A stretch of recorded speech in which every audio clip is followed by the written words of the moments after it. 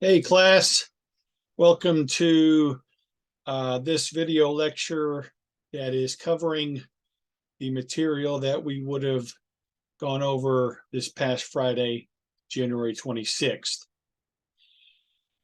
Now I'm going to try to keep it to, no more than 35 minutes, maybe up to 40, but usually the normal amount of time that I use for a Monday, Wednesday, Friday lecture class setup. So let's get started. And I do want to still share with you all. Don't want you to miss out on what happened on this day in American history. Now, I'm not talking about today when I'm recording this, Saturday, January 27th, but yesterday, Friday, January 26th, when you would have been in the classroom with me. So a couple of things that I want to share with you that happened on January 26th in our nation's past. On that day in 1784, Benjamin Franklin wrote a letter. And what he wrote about, yes, it is true if you have ever heard this said. But in the letter, Benjamin Franklin expressed his unhappiness over the choice of the eagle as the symbol of America.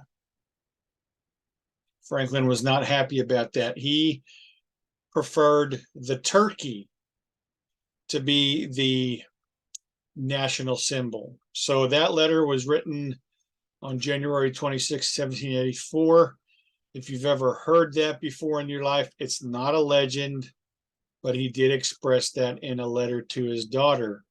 One of the things that he wrote, quote, "I wish the bald eagle had not been chosen as the representative of our country. He is a bird of bad moral character. Like those among men who live by sharping and robbing, he, the eagle, is generally poor and often very lousy. The turkey is a much more respectable bird." So it is true. Franklin wished for this species to be our national symbol. Just doesn't seem to convey a sense of strength and dignity and intimidation like the eagle does it? All right, on January 26th in 1802, President Jefferson signed an act that had been passed by Congress calling for a library to be constructed in Washington, D.C.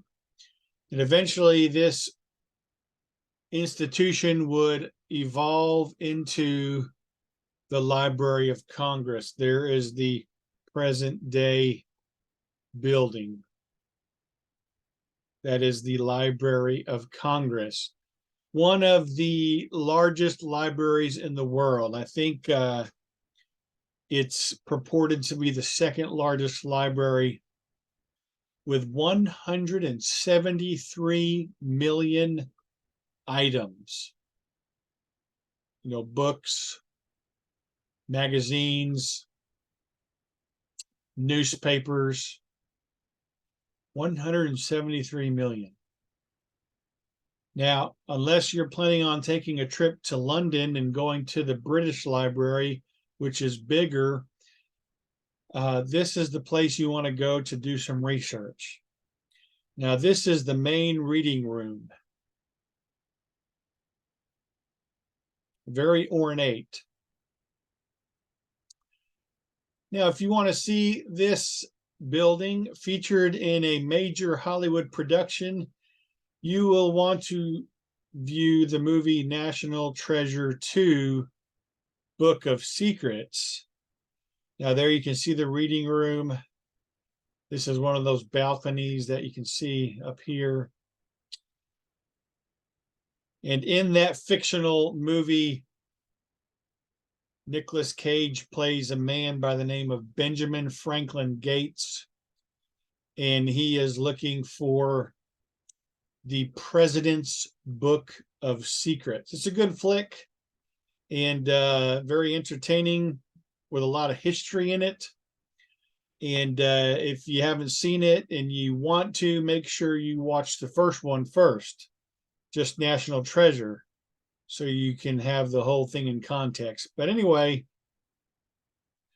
this is one of my places to visit on my bucket list someday. But anyway, I hope you enjoyed those entries from this day in history, but specifically January 26th, which was yesterday. All right. Let's continue on with Reconstruction. Now, if I remember right, I think I had just ended with Lincoln's 10% plan, which he rolled out at the end of 1863 and into the beginning of 1864. And during that year of 1864, three states had reorganized their government. They got the 10% of voters to take the loyalty oath. So they had been reassembled as a state government, and they were working on their new state governments. They were weak. They were dependent upon the Northern Army for their survival in the South. Now, Lincoln's Reconstruction plan was too weak for a group of Republicans that were in the Congress. Now, Congress was controlled by the Republicans during Lincoln's presidency. But even within the Republican majority, there was a smaller group called Radical Republicans. Now, these Republicans were very strict anti-slavery people. They were abolitionists. They thought Lincoln's plan for Reconstruction was too weak. It was too lenient on the South. Those in the Radical Republicans wanted to punish the Southern states. And so they wanted a much more stricter Reconstruction plan. So the two key Republicans in that group were Thaddeus Stevens of Pennsylvania and Charles Sumner of Massachusetts. While Lincoln wanted to deliberately offer a soft peace so that he could bring the Southern states in as quickly as possible and bring a healing to the nation, these Radical Republicans wanted to punish the South. They wanted to force the South to accept the freed slaves as fellow citizens. So in response to Lincoln's plan, and remember, Lincoln came up with his 10% plan without consulting Congress, and that kind of upset Congress. So while Lincoln's plan is going forward and states are coming back in, the Congress led by the radical Republicans, comes up with a new bill called the Wade-Davis bill in, I believe, July of 1864. Now, remember, Lincoln required 10% of eligible voters to take an oath. The Wade-Davis bill said 50% of the registered voters from the 1860 election. They just can't take a loyalty oath. They have to take an ironclad oath of allegiance. Now, what's the difference there? Lincoln was very practical. He was a practical politician. He wanted to get things done. He was a smart man, but he didn't get bogged down in theories and debates about how to do things. He wanted to find a solution as quickly as possible and implement it. So he was practical. And so the 10% plan with the loyalty oath, it was about, in Lincoln's eyes, it was about forgiveness. Lincoln did not want the Southerners to take an oath where they said, I never supported the South. He didn't want to focus on the past. He wanted to focus on the future. He wanted them to take a loyalty oath to the Constitution. But as you can see here on our slide, the radical Republicans wanted an ironclad oath of allegiance, which said that they not only would be loyal to the Constitution, but they had to swear that they had never voluntarily aided or been a part of the rebellion, the secession of the Southern states. And so you can see that the radical Republicans and Congress were focusing on past grievances, whereas Lincoln was willing to say, okay, you're pardoned and you're welcome back in if you will just swear your allegiance to the Constitution of the United States of America. And it was 10%, whereas the Republicans wanted 50%. The Wade-Davis bill also required that a state constitutional convention was formed before the election of state officials, and they were concerned about the freedoms of the freed slaves, and so they enacted specific safeguards to protect the liberties of the freedmen.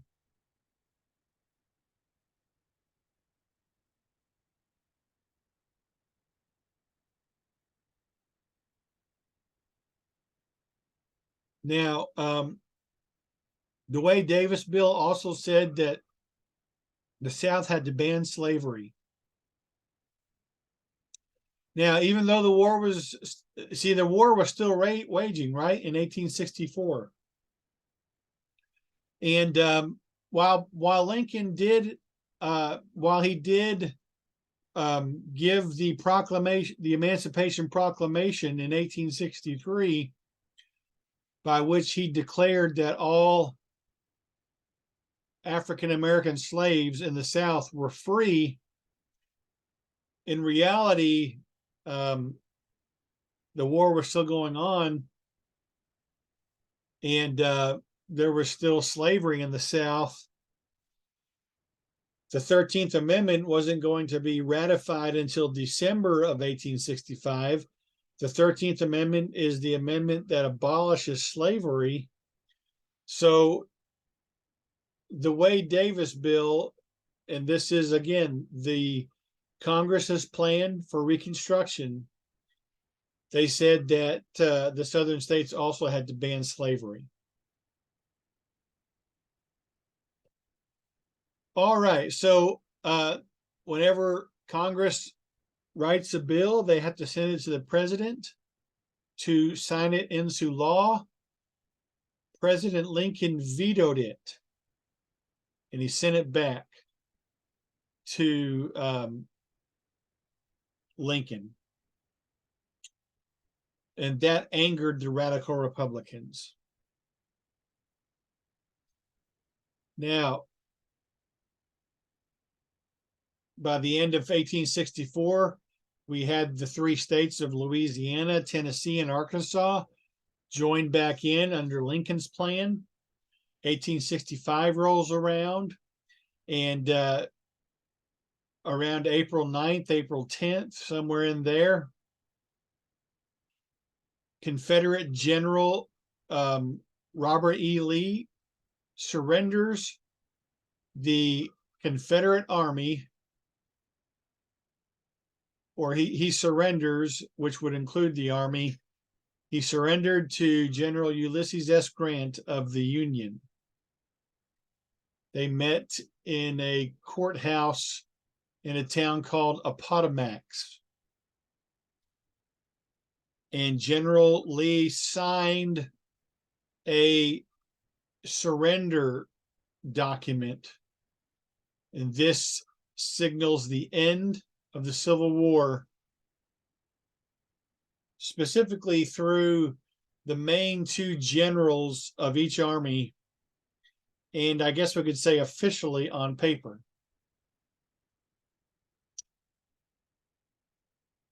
So our nation, and especially the North, is celebrating the end of the war. President Lincoln, who he's already been reelected for a second term back in March. He's already delivered his second inaugural address. His whole first term as president, and even the last month, or even the first month of his second presidency, there was war. I mean, there was not a day while he was president that there was not the Civil War, except for officially from April 9th to April 14th. So the nation is celebrating, and Lincoln decides to allow himself to go to the theater with his wife on April 14th. They're going to go to a place called Ford's Theater in Washington, D.C., and enjoy a time of recreation. And also as a part of the celebration that the war's over. And it was there that he was assassinated by a Southerner named John Wilkes Booth, shot in the back of the head while he was in the presidential box watching the play. Shot in the back of the head. He was removed very quickly to a house across the street, and he lived 9 hours through the night, dying the next morning. April 15th, 1865. You can still go and visit the Ford's Theater in Washington, D.C., and you can still go to the little house across the street, and you can even see the bed that Lincoln was on when he died, and you can even see the pillow and his blood, the stain of his blood on that pillow. I've never been there, but it's there if you ever go to Washington, D.C. John Wilkes Booth was a Southerner who believed that all of the troubles of our nation were because of Lincoln. So Lincoln dies in his second term as president, but he only got to enjoy 5 days in all the time that he was president, 5 days without civil war on an official scale. There were still some Southern generals still fighting over towards our direction. And as a matter of fact, this is a nice piece of trivia for you. The last Confederate general to surrender, and this was in June of 1865, so 2 months after General Lee and General Grant met, the last Confederate general finally surrendered in June of 1865, and it was right here in our beloved state of Oklahoma. The general was a Cherokee Indian named Stand Watie. And he surrendered, I believe, at Fort Towson. Fort Towson or Fort Gibson. I can't remember which one right now. But anyway, moving on. Lincoln is dead. So now what is the Reconstruction process going to look like?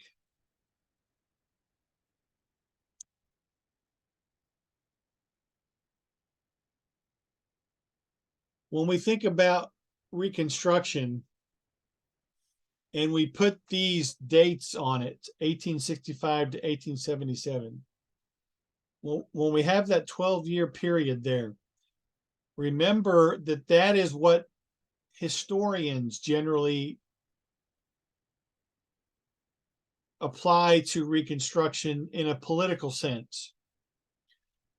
Because in 1877, as we'll see on Monday, in 1877 is when the Northern military troops left the South, and then the South was left alone to rebuild their society. So that's why those dates are kind of used as an official time frame for Reconstruction. But that was about political Reconstruction. There were two other aspects of Reconstruction that continued on after 1877. There was social Reconstruction, rebuilding the society of the South, and specifically how society was going to be structured in terms of race relations. Because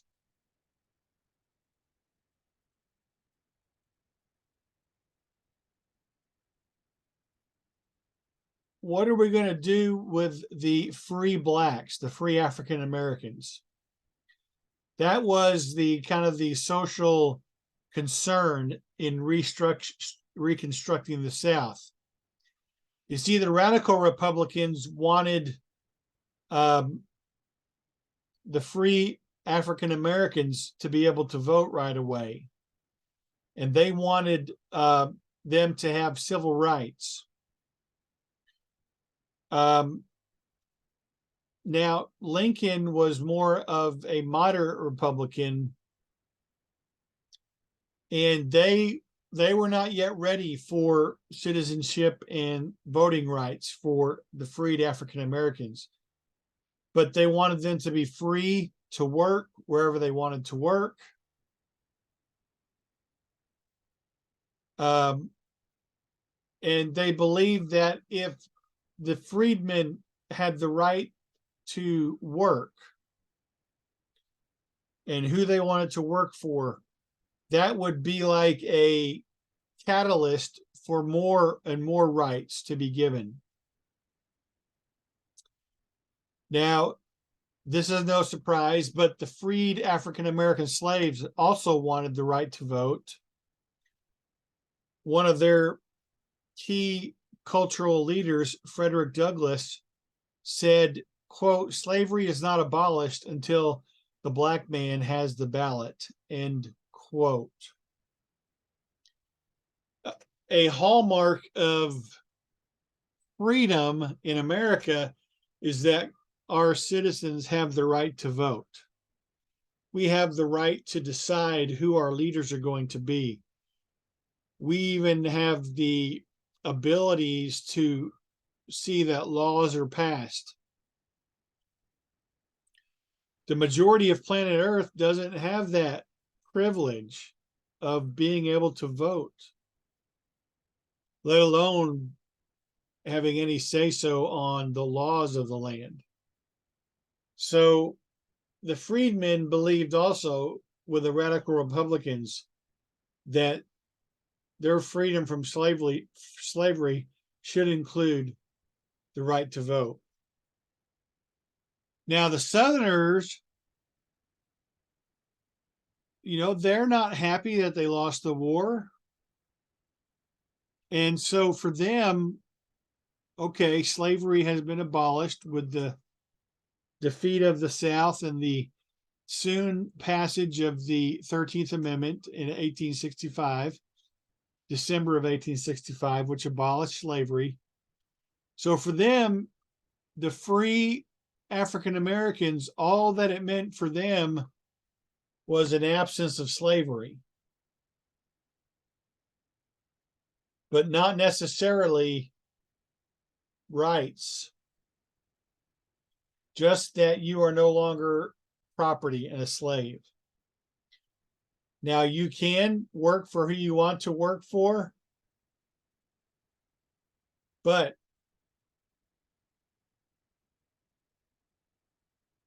the Southern states soon started coming up with what were called black codes to try to control the lives of the African Americans that had been freed. Okay. So along with the political aspect of Reconstruction, there is the societal aspect, and then the third one is the economic aspect. Now, remember, the North, their economy was based on industry. The South, their economy was based on agriculture. And among the farmers of the South, you had the rich plantation owners who owned the slaves. Now that slavery has been abolished and they are free, it's going to be hard for a lot of plantations to produce the crops that they produced. Not only that, but a lot of farmland in the South had been scorched because of the war. And as we saw from the first picture of the slide, a lot of the large major cities like Atlanta had been physically destroyed. The infrastructure had been bombed and blown to pieces. And so those are the aspects of the economic reconstruction that needed to take place.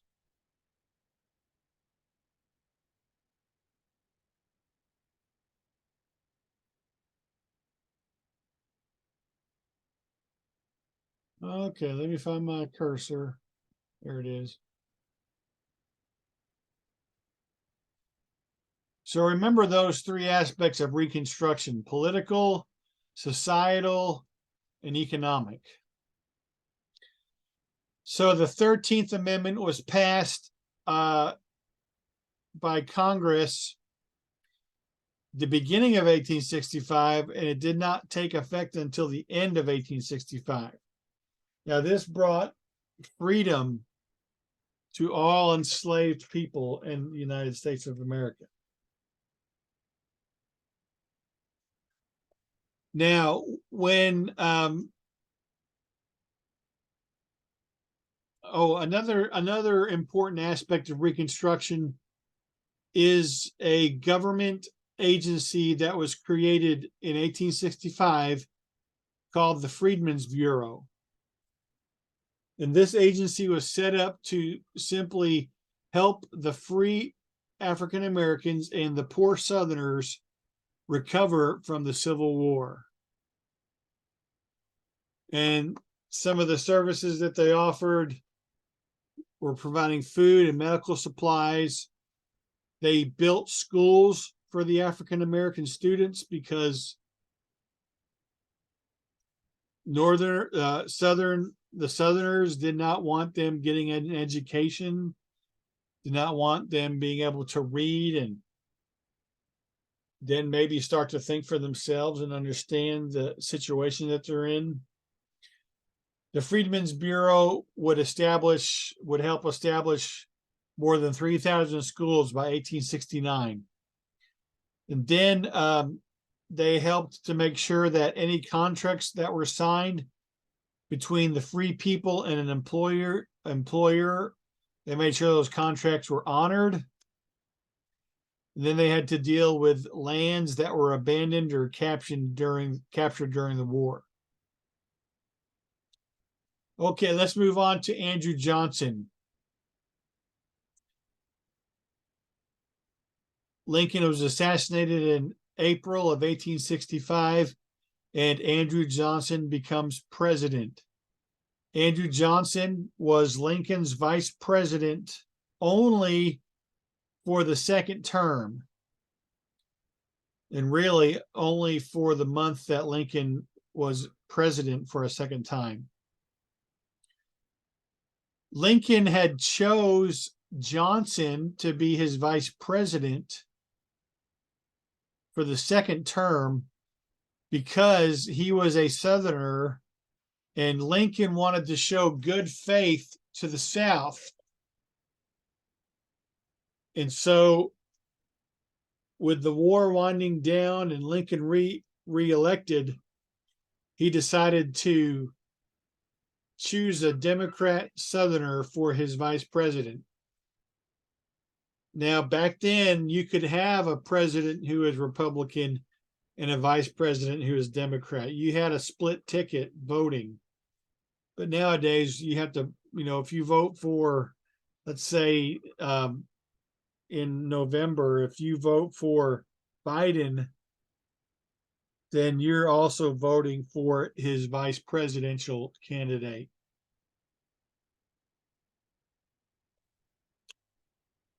You can't vote for Biden as president and then somebody else for vice president like they used to do. Another thing to know about Johnson was, even though he was from the South and he was okay with slavery, he was not friends with the rich aristocratic plantation owners. He came from a home of a small farmer, a yeoman farmer, and he looked at the upper class plantation owners as a bloated, corrupted aristocracy. So Johnson really just wanted to kind of continue Lincoln's plan, but there was a few changes. Lincoln's plan said that those who had served in the Confederate military and they were high-ranking officials, they could not get the right to vote. They could not get citizenship rights. Well, Johnson added to that group. He said not only Confederate officials need a pardon from him, the president, but also Southerners who were wealthy. And there was a dividing line.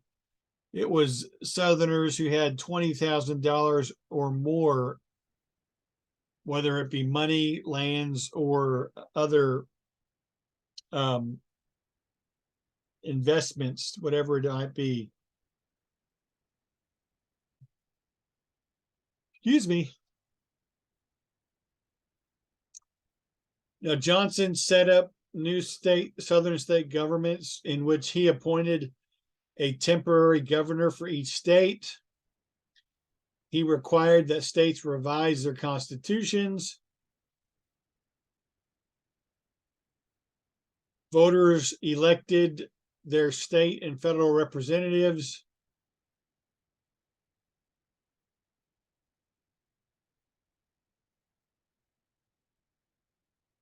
And we are going to stop and leave off there.